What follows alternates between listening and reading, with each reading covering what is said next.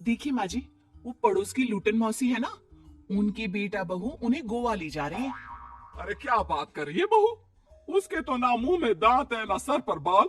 क्या करेगी गोवा जाकर? अपनी अपनी किस्मत है माँ जी। लूटन मौसी मरने जो वाली है। हैं? अरे बहू ये कैसा मरना हुआ जो पहले से ही पता है और ऊपर से गोवा भी घूमने जा रही है। बोला ना माँ जी, अपनी अपनी किस्मत है। बात हुई थी मेरी लोटन मौसी की बहू से। बोल रही थी कि चलो दवाई में जो पैसा लगेगा वो गोवा में लगा देते हैं। सास को बहू की बात से पता नहीं क्यों नफरत की बदबू आ रही थी, लेकिन वो कुछ नहीं कहती और कमरे में जाकर लेट जाती है। क्या बात है, लोटन के तो मजे ही मजे है। वैसे आइडिया बुरा नहीं है, थोड़े से पैसे लगाओ और सीधा गोवा की सैर। मैं भी चलती हूँ गोवा। अगले रोज सास तय वक्त पर उठती नहीं। अरे देखो जी, माँ जी अब तक उठी नहीं। आज दूध वाली से दूध और काम वाली के लिए दरवाजा मैंने ही खोला है। अब कम से कम माँ जी का ये तो सुख है कि सुबह जल्दी उठना नहीं पड़ता। अरे बड़ी अजीब हो तुम। मेरी माँ सुबह से उठी नहीं है और तुम्हें चिंता दूध और काम वाली की है। अरे तुम्हें चिंता है ना, तो जाओ जाकर देखो क्या हो गया। वैसे मेरी किस्मत कहाँ लूटन मौसी की बहू जैसी। बेटी को माँ की चिंता होती है। वो सोचता है कि कहीं माँ की सांसें तो नहीं रुक गई और हमें पता ही नहीं चला। बेटा माँ के कमरे में जाता है और वहां जाकर, माँ, माँ क्या हो गया है तुम्हें?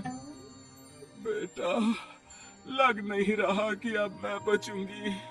लल्लन डॉक्टर के पास ले चले। अरे कैसी बात कर रही है माँ? तेरी तबीयत सीरियस है और मैं तुझे लल्लन झोला छाप डॉक्टर के पास ले जाऊं? ना ना ना। अरे तो कहाँ ले जाएगा बता दे। वहाँ एडवांस दे दिया है मैंने, वो क्या कहते हैं, गूगल पे से। है? तूने क्यों पैसे दिए माँ? तुझे पता था क्या कि तू बीमार होने वाली है?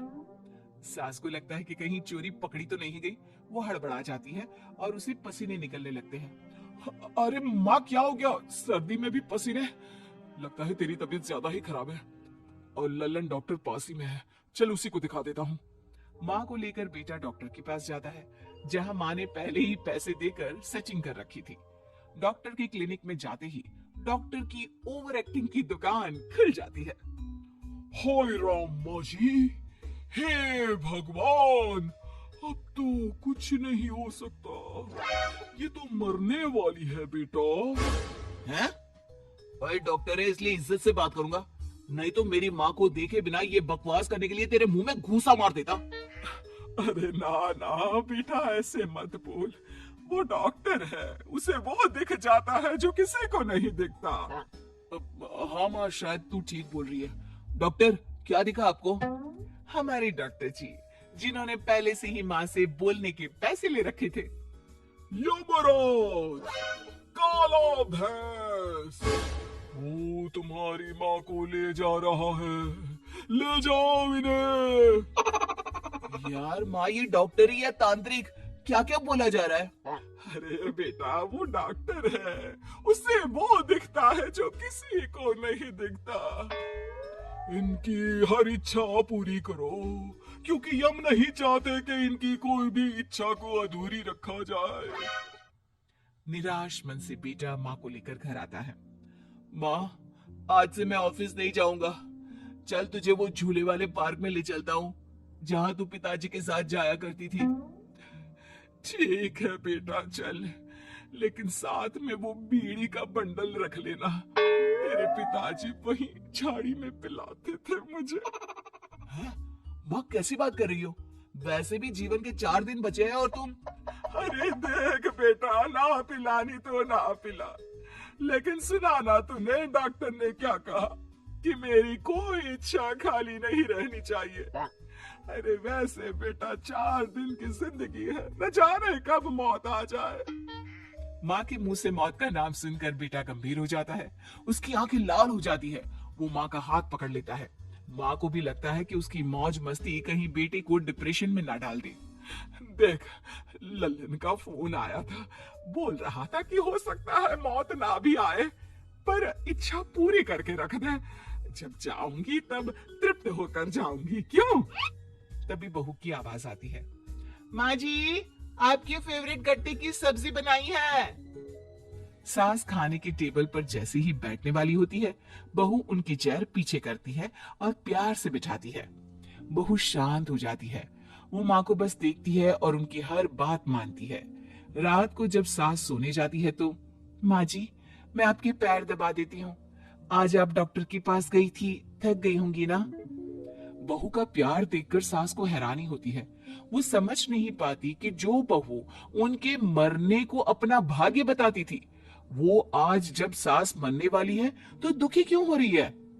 क्या सोच रही है माँ जी, यही ना कि मैं ऐसा क्यों कर रही हूँ। माँ जी मैंने आपको हमेशा अपनी माँ माना है। माना आपसे नाराज होती थी, परेशान होती थी, आपकी बातें चुभती थी, लेकिन यकीन माने प्यार बहुत है आपसे मुझे। सास बहू को गले लगा लेती है। अरे तू क्यों मुंह में डाल रही है? आज नहीं तो कल मुझे मरना ही है ना। बहू रोने लगती है और वहां से चली जाती है। अब तो सास आए दिन कोई ना कोई डिमांड करती जिसे बच्चे पूरा करते। मुझे ना वृंदावन जाना है, कृष्ण की नगरी देखने। जी माँ जी हम आपको लेकर चलेंगे। माँ मैं कल ऑफिस से छुट्टी ले लेता हूँ। बेटा अब आए दिन छुट्टी लेता और माँ को घुमाता फिराता। एक दिन बॉस कहते हैं, रमन क्या बात है? मैं देख रहा हूँ पिछले 1 महीने से तुम ना काम करते हो ना दाम, बस सारा दिन इमोशनल से बैठे रहते हो। ऐसे में तो कंपनी तुमको और नहीं रख पाएगी। मैं खुद ही नौकरी छोड़ने की सोच रहा था बॉस। वो क्या है कि माँ का आज नहीं तो कल कभी भी देहांत हो सकता है। इतना कीमती समय मुझे तो पल पल उनके साथ रहना होगा। पता नहीं कब वो मुझे छोड़कर चली जाए। और बेटा नौकरी छोड़ देता है। माँ मैंने नौकरी छोड़ दी है, आज से मैं तेरे पास रहूंगा। माँ जी मैंने भी बच्चों का नाम स्कूल से कटवा दिया है, अब हम सब आपके पास ही रहेंगे और आपकी सारी इच्छा पूरी करेंगे। अब सास को लगता है ये तो कुछ ज्यादा ही हो गया।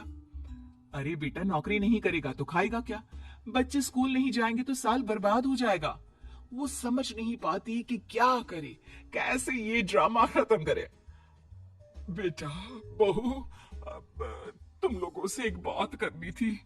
देखो मैं ना बहुत शर्मिंदा हूँ, मैंने झूठ बोला था, मुझे कुछ नहीं हुआ है। वो तो ये बोलकर सास सारी बात घर वालों को बता देती है। ओ माँ सच्ची? हे भगवान मैं जानता था माँ को कुछ नहीं होगा। वाह माँ जी ये तो बहुत अच्छी खबर दी, मैं तो हलवा बनाने जा रही हूँ। तुम लोग मुझसे नाराज नहीं हो? नहीं माँ जी हम बहुत खुश हैं कि आपके मरने की खबर झूठी है। माँ शायद मैं तेरे ठीक होते ही तेरा इतना ख्याल रख लेता तो तुझे ये नाटक करने की जरूरत नहीं पड़ती। माँ जी आप हम लोगों को माफ कर दीजिए,